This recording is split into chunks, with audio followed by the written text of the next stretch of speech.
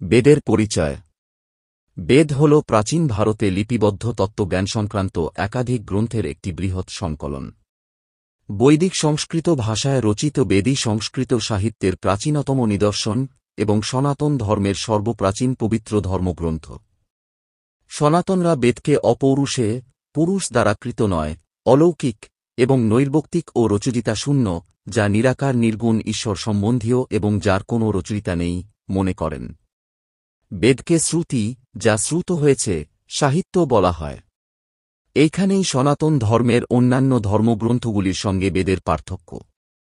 কারণ সনাতন ধর্মের অন্যান্য ধর্মগ্রন্থগুলিকে বলা হয় স্মৃতি, যা স্মরণধৃত হয়েছে, সাহিত্য।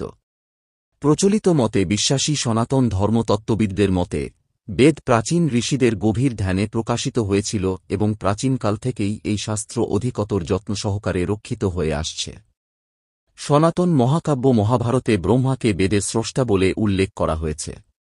যদিও বৈদিক স্তোত্রগুলিতে বলা হয়েছে একজন সূত্রধর যেমন নিপুণভাবে রথ নির্মাণ করেন, ঠিক তেমনি ঋষিগণ দক্ষতার সঙ্গে বেদ গ্রন্থনা করেছেন। বেদে মোট মন্ত্র সংখ্যা 20,434টি। বেদের সংখ্যা 4: ঋগ্বেদ, যজুর্বেদ, সামবেদ ও অথর্ববেদ। প্রত্যেকটি বেদ আবার 4টি প্রধান ভাগে বিভক্ত: সংহিতা, মন্ত্র ও আশীর্বচন, আরণ্যক, ধর্মীয় আচার, ধর্মীয় ক্রিয়াকর্ম, যজ্ঞ ও প্রতীকী যজ্ঞ, ব্রাহ্মণ, ধর্মীয় আচার, ধর্মীয় অনুষ্ঠান ও যজ্ঞাদির উপর টিকা, উপনিষদ, ধ্যান, দর্শন ও আধ্যাত্মিক জ্ঞান সংক্রান্ত আলোচনা। কোনো গবেষক উপাসনা, পূজা নামে একটি পঞ্চম বিভাগের কথাও উল্লেখ করে থাকেন। ভারতীয় দর্শনের বিভিন্ন শাখা ও সনাতন ধর্মের বিভিন্ন সম্প্রদায় বেদ সম্পর্কে ভিন্ন ভিন্ন অবস্থান গ্রহণ করে থাকে। ভারতীয় দর্শনের যে সকল শাখা বেদের প্রামাণ্যতা স্বীকার করে এবং বেদকেই তাদের শাস্ত্রের প্রমাণ হিসেবে গ্রহণ করে, সেগুলিকে আস্তিক শ্রেণীর অন্তর্ভুক্ত করা হয়।